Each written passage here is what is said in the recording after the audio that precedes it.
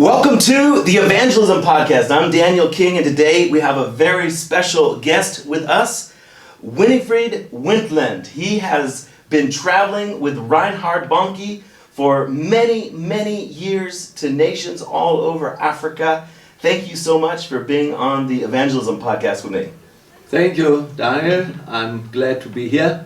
And we are traveling, for 42 years now in Africa. We have traveled over 50 countries, so I know Africa better than I know my own home country, Germany. But we like it, and we know that is a part we did for Jesus Christ. So let's start at the beginning. What year was it that you first joined Christ for All Nations? It was in 1979, so that is a long time ago. That was the year I was born, and so that was many years ago. That's amazing. And then how did you get involved with Christ for All Nations, and what were some of the things that you were involved in the early years? Yes, I grew up in a church where Reinhard Bonnke came from time to time. So I was a Bible student, graduate, and I was looking for a position or a job where I can do. My heart was burning for the mission. So the time Bonnke came to our church, one man came and asked for young people to distribute the African Messenger. And this, my wife and myself and some other people, that was the time when we got involved in the mission of Christ for All Nations in 79. We traveled, first to South Africa, and then we distributed the African Messenger, millions of papers to the secondary school around Africa. Then in 81, when this program was come to an end, I went with my wife to South Africa to build the big new tent, which we had. That was the time I worked there when it was installed, and I was a tent master then in a second smaller tent, is what we call the yellow tent, which I traveled around South Africa and some neighboring countries. And in 85 we came back to West Africa because Reinhard Bonnke saw that the open air meeting was another option to preach the gospel beside the tent crusades. So we moved our family to West Africa and started with one truck, like we did now, the Decapolis Crusades, with very simple platform, sound system and some lights. And that is how we started, and then we traveled from one country to the other. Let's talk a little bit about the big tent, because it was actually the largest tent that was ever created. What did it take to put the tent up and to move that tent around?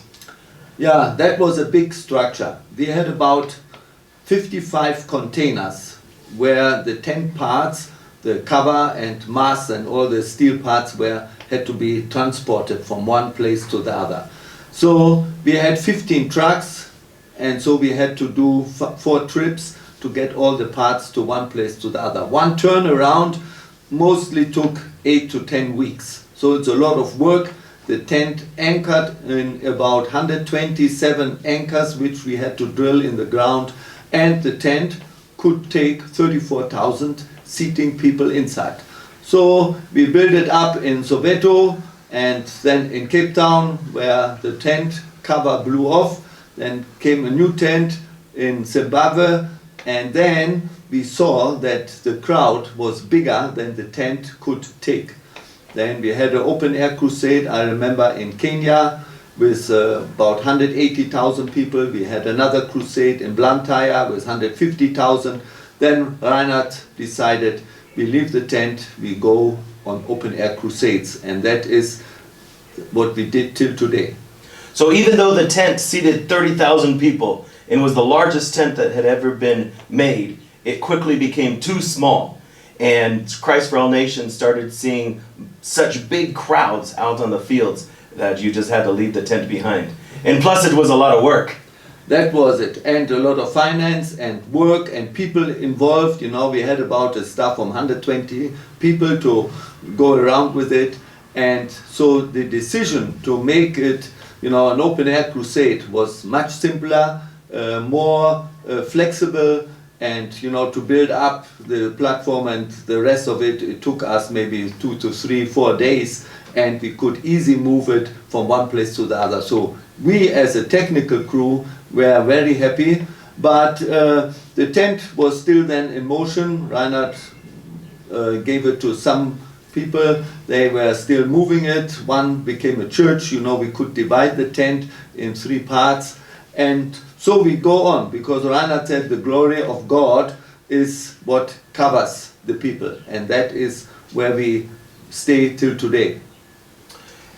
Tell me about the job that you had specifically in Christ for All Nations over these years. What was it that you did to help make the Crusades happen?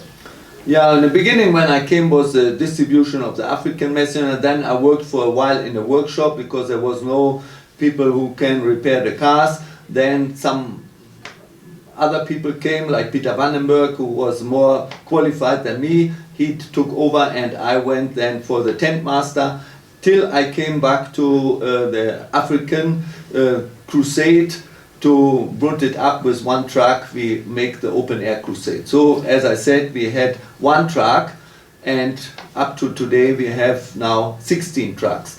The mission grew, the size grew, the people, the attendance grew. In the beginning we had 50, 70, 100,000, 150,000 people, but we had crusades over 1 million, 1.6 million, 1.3 million, closely 800, 700,000. That was many crusades with this size. So we had then to increase also our equipment, more loudspeakers, more lights, so that the people could at least see in the night where they're standing.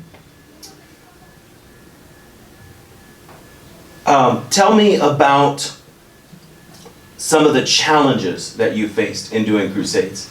Doing crusades, sometimes it looks glorious in the pictures, but there have been a lot of challenges to overcome in order to make the crusade happen. What are some of the big challenges that you faced?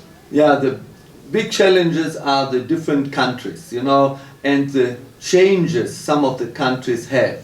Africa has over 50 countries, and I have traveled most of them.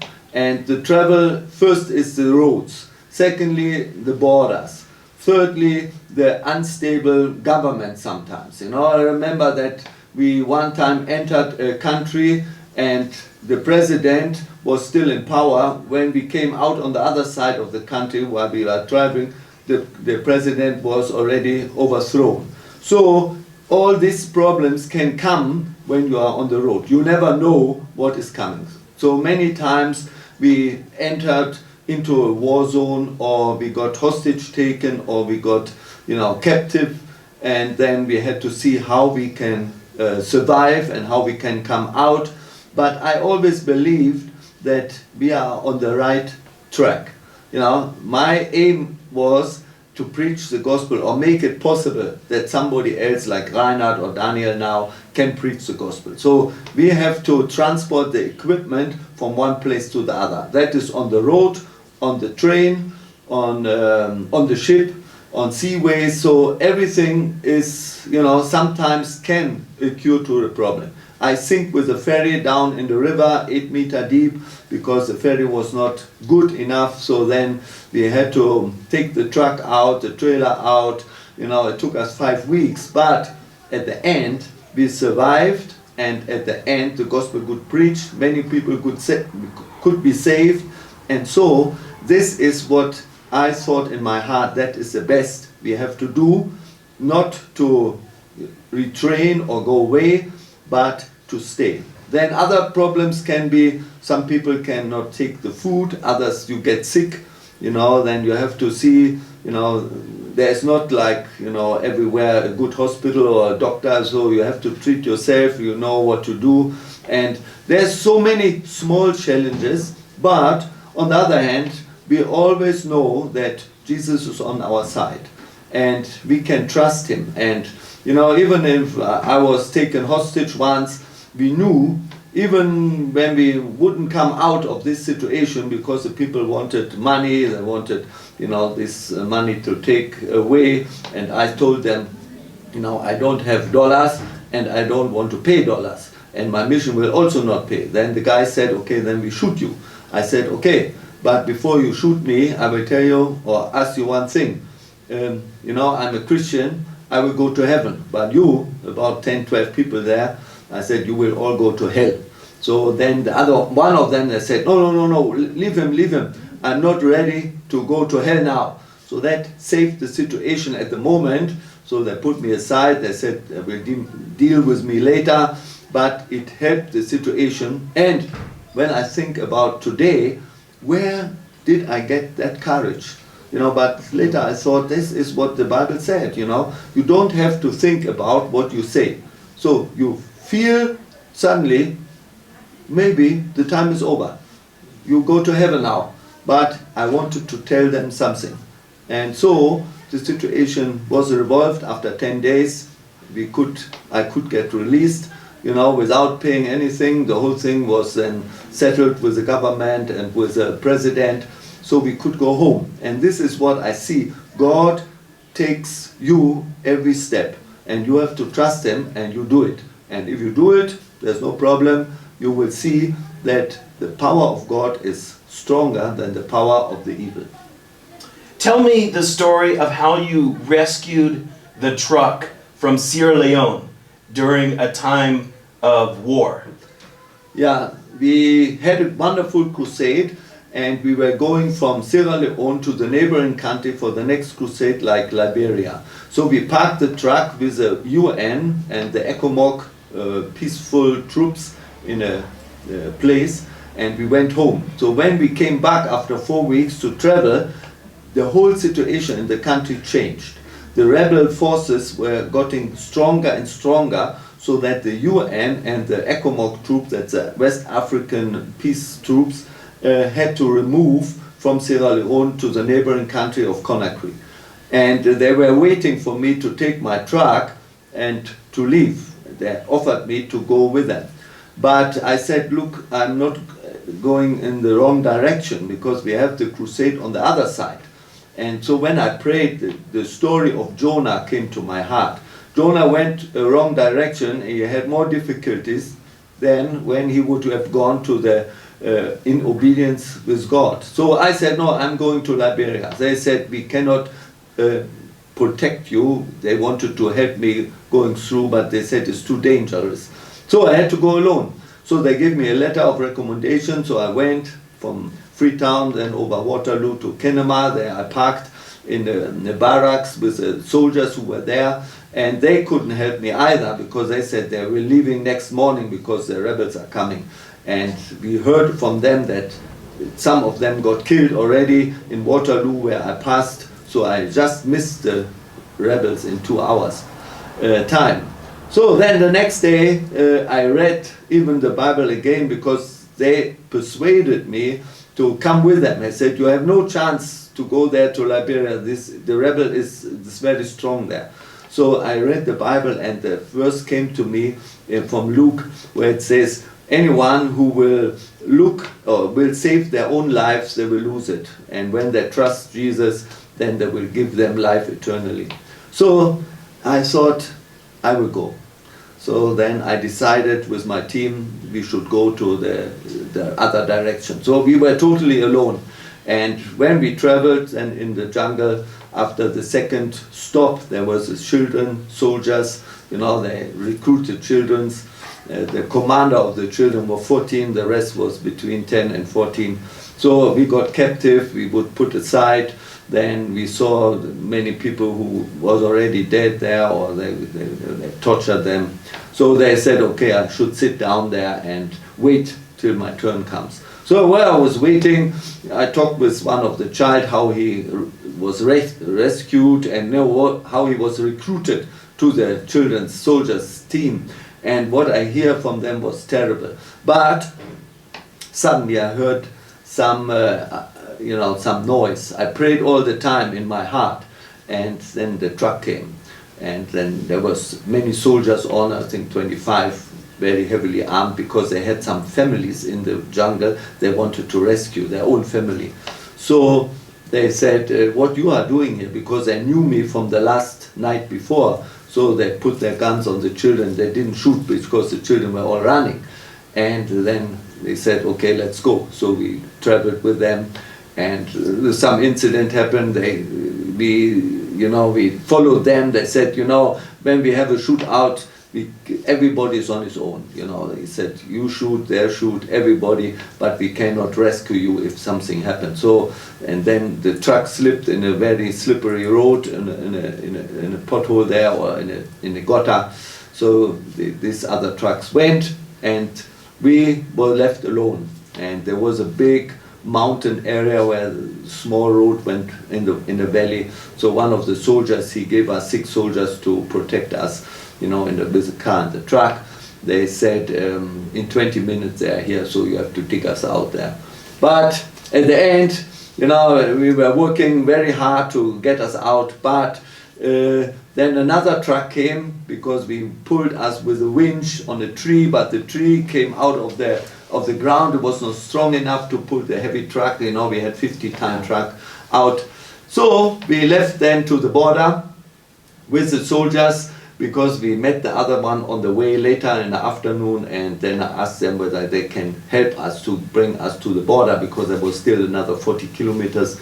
So they helped us, and it was very good. We came to other roadblocks, and they know how to handle them, and so we could go then to the border. Then at the border we were not arrested, but we were taking all the papers away, because we had nothing left. The soldiers left us then back home, and so they said, we have to wait till the morning come, then we have to offload the whole truck. And then I said, no, we have a crusade in Monrovia, Liberia. They said, no, you don't. They didn't trust us. So, but they radioed then the station in Monrovia, and there our director from the crusade, all the city knew about our coming. So they know that we are there, and they were rejoicing, because they were praying for us that we come through this dangerous zone. And then the president himself sent 10 people up to the border and to bring us down. So when they came to the border, they organized everything. It was this African way how they do it. Then we were going with them, one car in front, one in the back. They only said, okay, you have to follow us. You don't have to come out of the truck. The rest, our soldiers are doing it. So we know what it means, and this is how we lived. And then we came to the crusade, and we had a wonderful crusade. The president came, the ministers came. Monrovia was after many years of war, and now they had a little time of peace. So, and the president, said to some of the church leaders and our director, we need somebody who preach the gospel and who can reconcile these different tribes and the whole country. So then Rainer Bonke came, and he preached, reconciliation and saving, that the people got saved and so on. And then at the end, we were over 200,000 people on the field. So that was where I see, if you just listen to what God is saying and what God is doing, and that we are on the right track. The main thing is always for me, what I'm doing is for the gospel and for the good thing what Jesus told us to do.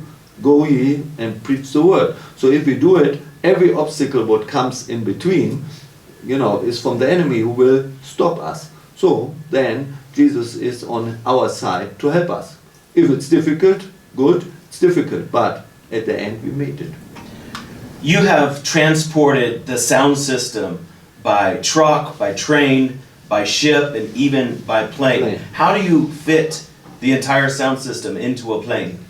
Yeah, we have to see what type of plane it is, then we know what we can take. So we cannot take everything what we have in the truck or in all our containers when we have to load a plane. So we choose what we need, and then what we took, the plane was a 707 Boeing, so we know how much tonnage we can take, and that is how we choose, and then we put it all in. So we could make, with that condition we had, we had 4 crusades done in Congo, in Kinshasa, Kananga, Mujimbe, and Kisangani. And the biggest crusade we had was over 300,000 people with the system.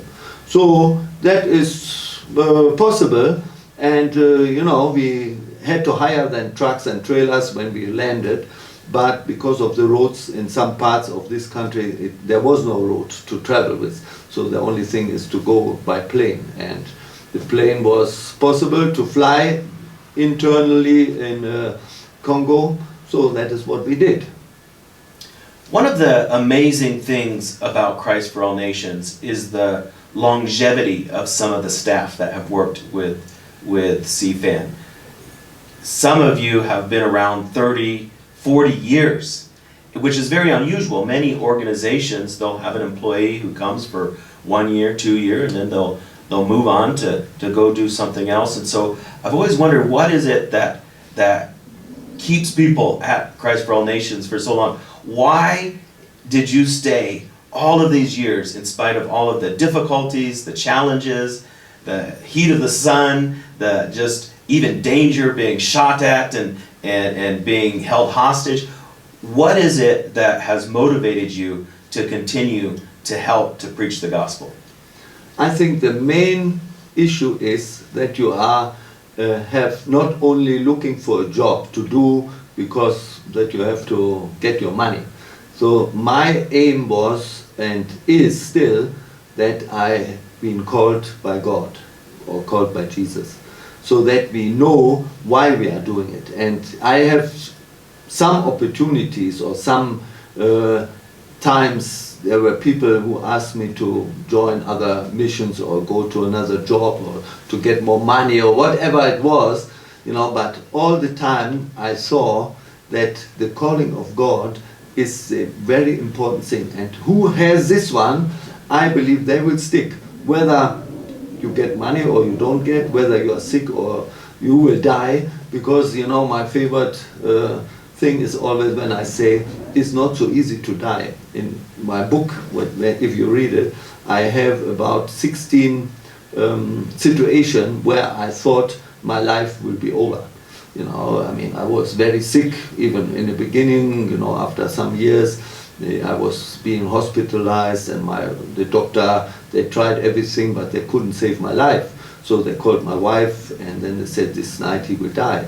So that at this point, if the life is over, you go to heaven. That is what I always thought. So, but when the doctor left, when my wife left, the pastor, they prayed over me or with me, and I had so much pain for the last 3 days, I didn't know whether I want to live or better to die. So, but when I woke up in the morning, 5:30, I was, I had drips on my arms, on each side. They filled me with 50 bottles of any medication they had in that hospital. And so when I woke up, I looked and I thought where I am. And then I realized I was in a hospital, but I felt to my head, because I had high fever, over 42 degrees Celsius there, where you normally say the body can't take it anymore. And everything was good. I felt like healthy, strong. So I pulled my drips out there and went to the shower and showered, and I was singing there. So the nurse came in and saw the empty bed, the drips hanging down from the bottles there, and she was crying, shouting, "Whoa!" So the doctors came running, and the main doctor, they said, "Mr. Wentland, it can happen like this. Go back in the bed, you were so sick. It can happen like this, that some of the adrenaline comes and then you collapse." And then I said, "No, doctor, I believe you tried everything in the last 10 days, but tonight Jesus healed me." So literally he locked the door because he was convinced I will collapse. So he locked the door of the room and said, he will not let me go. So till afternoon my wife came, she had to pay the hospital bill, and then I could go. And a week later I was on the next crusade. So there's many issues. I would say what the enemy will try to convince you it's enough now, after 8 years, after 20 years. Now it's over 40 years. So he didn't convince me that it's enough, because of all the time I see they want to try, but they're not succeeded. And I believe inside my heart it is, and with my family and with everybody, I said, look, we are all going to heaven if we are right with Christ. I told my children, I have 4 children, and said to them, if I'm not coming back from the crusade, and sometime they were informed that I was in danger and I didn't come back in time where I was planned, so they were praying. But I said, make sure you come to heaven. There you see me. And this is where I'm convicted and where I stay, and this is what some of my team also say. Many of the teams, they are also many years with me. Some left, sure, different situation. Some left because it was too hard. Some left because they see, this is not my life, I can't take it anymore. Sickness, danger, all these things can prevent people to come. But the people who have really a calling, which God called them to do this, they stay through thick and thin, what we say, and they are not going away and shied away because of any problems. So you've helped to organize over 400 crusades now, all over Africa. What are some of the biggest victories that you think about? What are some of the greatest things that you've seen in all of these crusades? You see, there are many things. Sometimes you come to a city where you think, where are the people?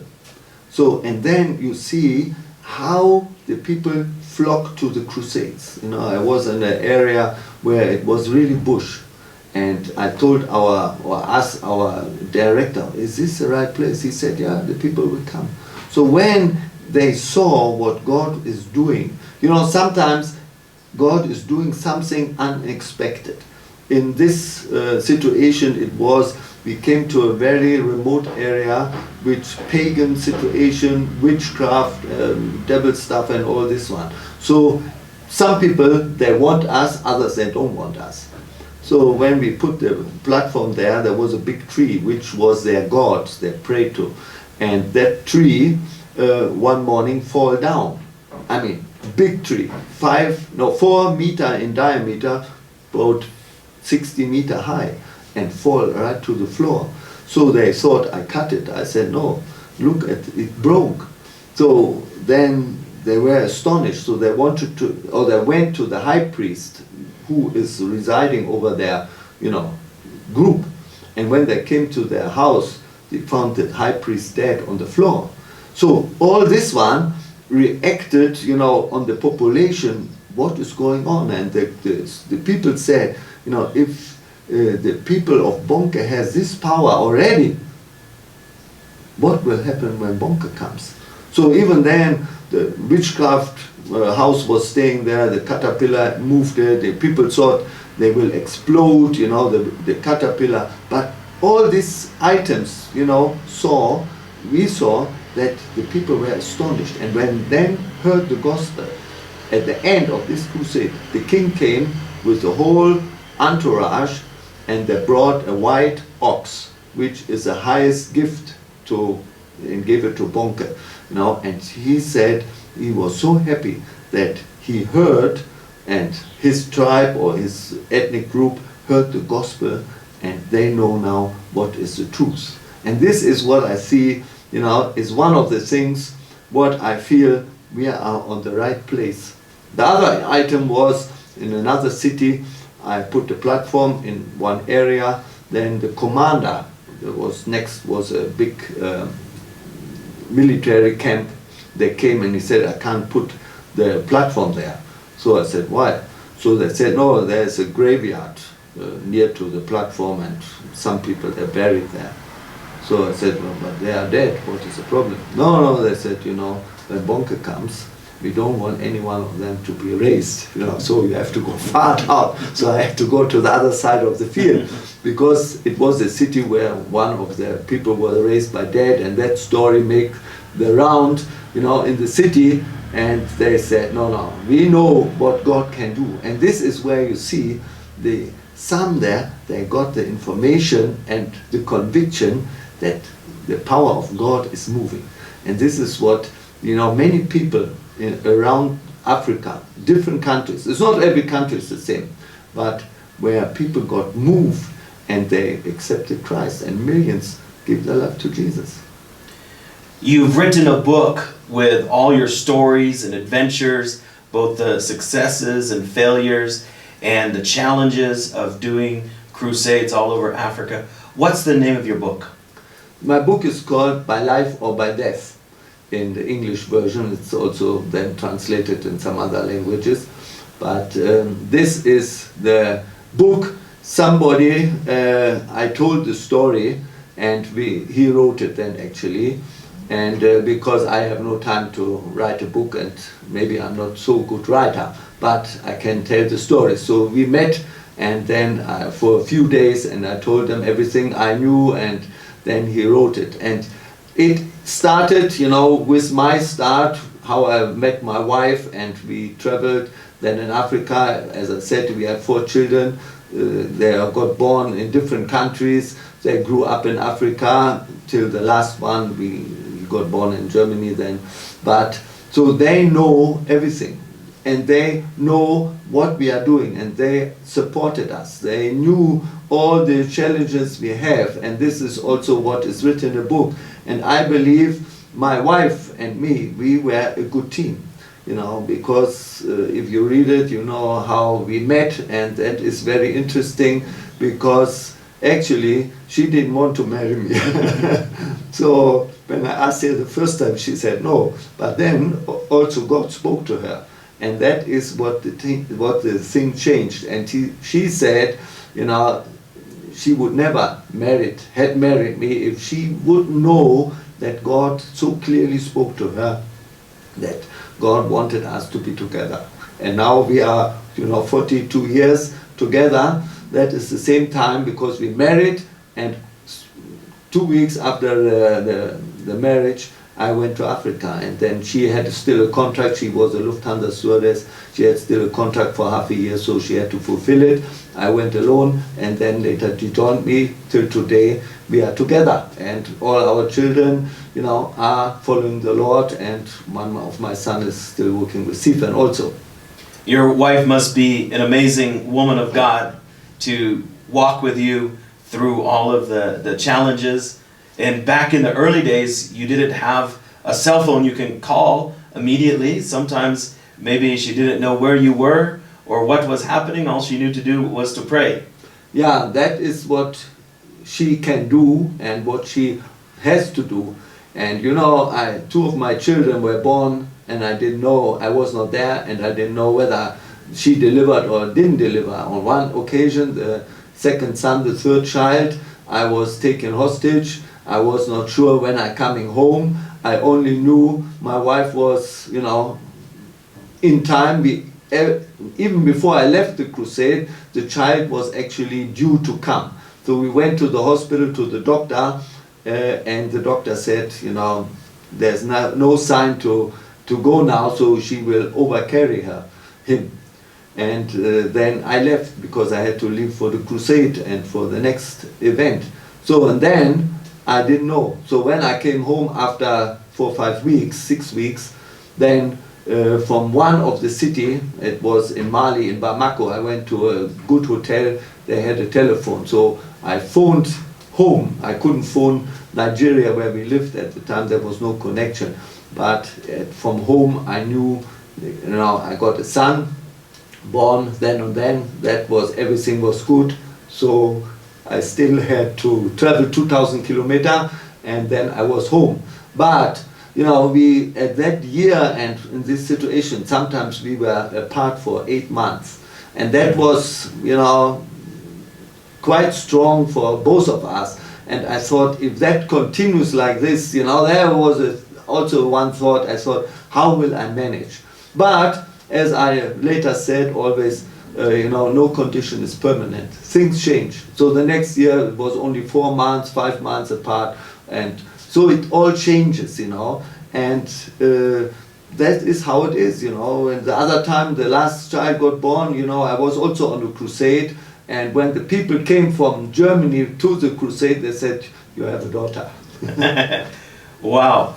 What advice would you give to a young man or young woman who feels called by God to be involved in evangelism? Whether it's on a technical side or preaching on the platform or maybe even taking pictures, what advice would you give to them who feel called to evangelism? Yeah, if you are called to the evangelism or to any one of God's work, do it. So that's the first thing. The devil or the enemy will try you to keep you away. Whatever you have in mind, do it. And then even people ask me, when we went out in 79, my wife and me, we sold everything at home, my car, everything, all my savings we put in. So we traveled with $1,500. And then people came to us and said, "What will you do when the dollars is finished?" I said, "Look, first I have them. I will take care of them. If they're finished, well," I said, "Paul worked. I will go and find some work so I can survive." So, but till today, the pocket never get empty. You see? So if you sow into the kingdom, if you give your life and your time, God will also see that you be returned. It was not always easy, but we had always enough. Our children had always enough food, we had always accommodation, we slept in a caravan, we slept in a tent, we slept in a very, small place.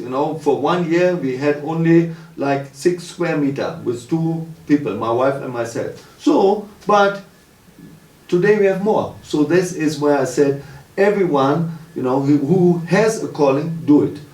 If you don't succeed, well, at least you tried.